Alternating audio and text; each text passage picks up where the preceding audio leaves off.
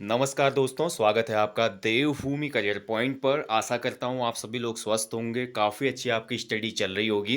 तो देखिए दोस्तों, आपके लिए ये सीरीज फिर से मैंने कंटिन्यू की है, उत्तराखंड के प्रमुख साहित्यकार भाग 22।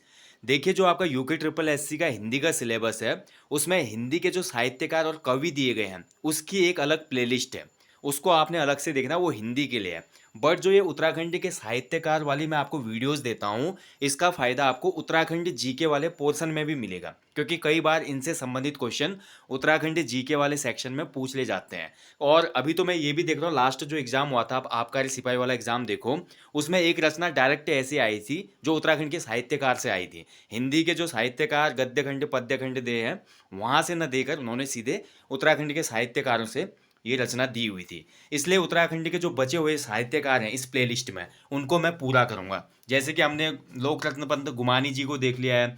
अब कुछ ऐसे इंपॉर्टेंट नाम बचे हुए हैं, जैसे कि यमुना दत्त वैष्णव अशोक जी के बारे में आज हम जानेंगे। तारा पांडे जी हैं, महावीर प्रसाद गैरोला जी हैं, उसके अलावा अबोध बंधु बहुगुणा जी हैं, मोहनलाल नेगी जी।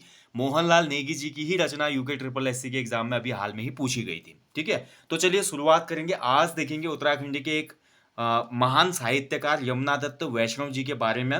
इनकी प्रमुख रचनाओं को देखेंगे, जीवन परिचय देखेंगे, और जो पुरस्कार वगैरह इनको मिले हैं उनके बारे में चर्चा करेंगे। तो यमुना दत्त वैष्णव जो हैं, ये जाने जाते हैं अशोक नाम से। ठीक है, जो इनका उपनाम है अशोक है। सबसे पहले बात करें इनके जीवन परिचय की, तो जीवन परिचय इनका देखेंगे। ठीक है, तो इनका जो जन्म हुआ था 2 अक्टूबर 1915 को इनका जन्म हुआ था, यमुना दत्त वैष्णव जी अशोक जी का। इनका जन्म स्थान है ग्राम धौलरा, अल्मोड़ा, उत्तराखंड। यानी कि धौलरा एक गांव है अल्मोड़ा में, यहाँ पर इनका जन्म होता है 2 अक्टूबर 1915। यानी कि जिस दिन गांधी जी का जन्म दिवस है उसी दिन इनका जन्म हुआ था। अब बात करते हैं इनकी प्रमुख रचनाओं की। तो सबसे पहले बात करके इनकी जो प्रमुख उपन्यास है, देखिए उपन्यासों को देखेंगे। तो प्रमुख उपन्यास है इनके, देखिए चक्षुदान जो कि 1948 में पब्लिश हुआ, सैल वधु 1955 में प्रकाशित हुआ, अन्न का आविष्कार 1956 में प्रकाशित हुआ, दोपहर को अंधेरा 1958, अपराधी वैज्ञानिक 1961, ये पहाड़ी लोग, देखिए ये इंपॉर्टेंट है थोड़ा, ये पहाड़ी लोग 1971 में पब्लिश होता है, हिम सुंदरी जो है 1971 में पब्लिश होता है, राजुला मालुशाही, वेरी इंपॉर्टेंट क्वेश्चन बन सकता है कि राजुला मालुशाही उपन्यास जो कि 1973 में प्रकाशित हुआ, इसके राइटर कौन थे? तो राइटर है भाई यमुना दत्त वैष्णव अशोक जी। पर्वतारोही और पंगु 1973 में, स्वांग त्रिकोप की हीरोइन 1980, भूत की वेदना 1986, और लास्ट है हत्यारा ताल। तो ये है भैया वैष्णव अशोक जी के कुछ इंपॉर्टेंट उपन्यास, बहुत ही फेमस उपन्यास है ये। और इसमें जो मैं आपको बता चुका हूँ, खासकर ये पहाड़ी लोग, पर्वतारोही और पंगु, राजुला मालुशाही, इनको आप अच्छे से याद रखिएगा, क्योंकि उत्तराखंड के परिप्रेक्ष्य में जो भी रचना होगी उत्तराखंड के साहित्यकार की, वो एग्जाम में पूछे जाने की संभावना हमेशा ज़्यादा रहती है। ठीक है, अब बात करते हैं इनकी जो प्रमुख कथाएं हैं। उपन्यास तो देख लिया हमने, तो जो हमारी इनकी जो प्रमुख कहानी संग्रह है, इसमें सबसे पहले आ जाती थी कि अस्थि पंजर 1946 में पब्लिश हुई, सैल गाथा 1949, भेड़ और मनुष्य, ये बहुत महत्वपूर्ण है, भेड़ और मनुष्य जो कहानी संग्रह है 1956 में आया ये। अप्सरा का सम्मोहन 1963, श्रेष्ठ वैज्ञानिक कहानियां 1985, श्रेष्ठ आंचलिक कहानियां 1987, एंड पुरस्कृत विज्ञान कथा साहित्य 1991। इसके अलावा देखिए, आप सभी को पता है कुमाऊं का इतिहास जो लिखा है वो हमारे पंडित बद्रीदत्त पांडे जी ने लिखा है। बट आपको ये पता होना चाहिए दोस्तों, कुमाऊं का इतिहास पांडे जी ने तो लिखा ही है, और ऐसे ही कुमाऊं का एक इतिहास लिखा हुआ है, ऐतिहासिक ग्रंथ लिखा है यमुना दत्त वैष्णव अशोक जी ने भी। ठीक है, तो 1978 में इन्होंने कुमाऊं का इतिहास लिखा, ध्यान रखेंगे। और ये आपका कुमाऊं के ही जो ऐतिहासिक, जो कुमाऊं का कालखंड है और कुमाऊं का जो पूरा इतिहास है, उस पर प्रकाश डालता है एक ग्रंथ। और ये 1978 में आया था, जबकि बद्रीदत्त पांडे जी वाला जो कुमाऊं का इतिहास था वो आपको पता है आज़ादी से पूर्व उन्होंने लिखा था। बात करते हैं दोस्तों बाल साहित्य, तो बाल साहित्य में इनकी एक दो कहानियां हैं। सूर्य की कहानी 1962 में पब्लिश हुआ, एंड चांद और तारों की कहानी जो कि 1962 में ही पब्लिश हुआ। तो दो बाल साहित्य हैं इनके, सूर्य की कहानी और चांद तारों की कहानी। ठीक है, अब इसके बाद बात करते हैं इनको जो प्रमुख पुरस्कार और सम्मान मिला उनको देख लेते हैं।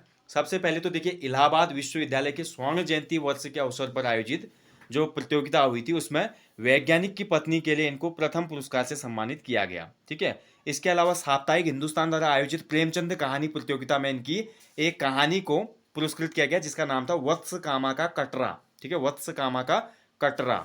इसके बाद देखिए उत्तर प्रदेश हिंदी संस्थान लखनऊ द्वारा दीर्घकालीन प्रशंसनीय साहित्य साधना के लिए पंच सहस्त्र मुद्राओं के विशेष पुरस्कार से इनको विभूषित किया गया।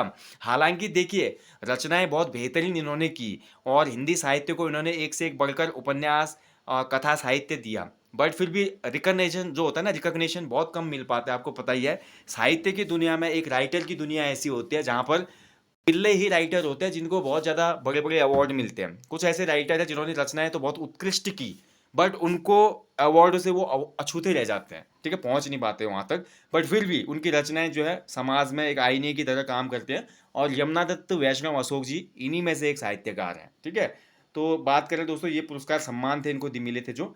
और इसके अलावा देखिए इनसे संबंधित एक महत्वपूर्ण फैक्ट ये है कि यमुना दत्त अशोक वैष्णव जी ने वैसे बहुत सी विधाएं लिखी, कहानी संग्रह इन्होंने लिखा है, बाल साहित्य लिखा है, उपन्यास लिखा है, बट जो इनकी रचनाएं हैं ना उसमें इनकी प्रसिद्धि का मुख्य आधार विज्ञान कथा लेखन है, ठीक है। अब विज्ञान कथा लेखन से आशय है कि जो कहानी के अंदर इन्होंने वैज्ञानिक तरीके से, वैज्ञानिक दृष्टिकोण से बोल सकते हैं, या कहानी को एक साइंटिफिक तरीके से जो प्रेजेंट करने का तरीका होता है, यानी कि कहने का मतलब एक पारंपरिक तरीके से हटकर एक नए ट्रेंड में इन्होंने कहानी को लिखा, ठीक है।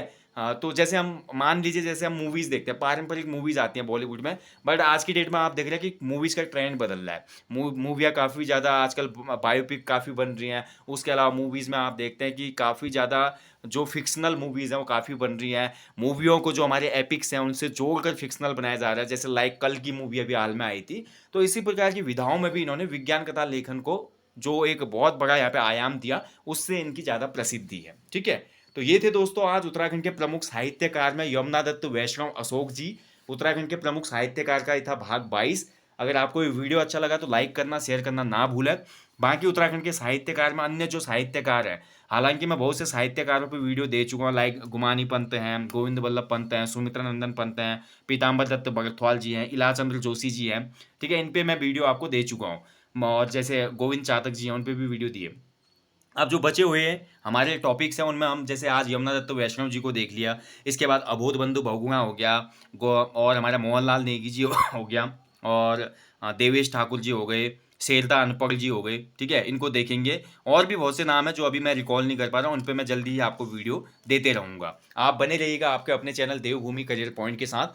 बाकी भैया एप्लीकेशन स्टोर पे आर मेंस के लिए और ग्रुप सी के लिए 100 फुल लेंथ प्रैक्टिस सेट्स का कोर्स लॉन्च कर दिया गया है, जिसमें एनरोल करने की लास्ट डेट 31 अगस्त है, कोर्स ऑफर के साथ। अभी कूपन ऑफर मिल रहा है आज़ादी 50, जिसमें आपको टोटल 50% का डिस्काउंट मिल रहा है टेस्ट सीरीज पे। अगर अभी भी इनरोल नहीं किया तो कर लीजिएगा, इस वीडियो के डिस्क्रिप्शन बॉक्स में लिंक है। मैं आपको जल्दी मिलता हूं दोस्तों नेक्स्ट वीडियो में। जाने से पहले हमेशा की तरह बोलूंगा अपने जीवन में कम से कम एक पेड़ लगाएं और लोगों को भी इसके लिए अवेयर करें। Thank you for watching. जय हिंद, जय देवभूमि।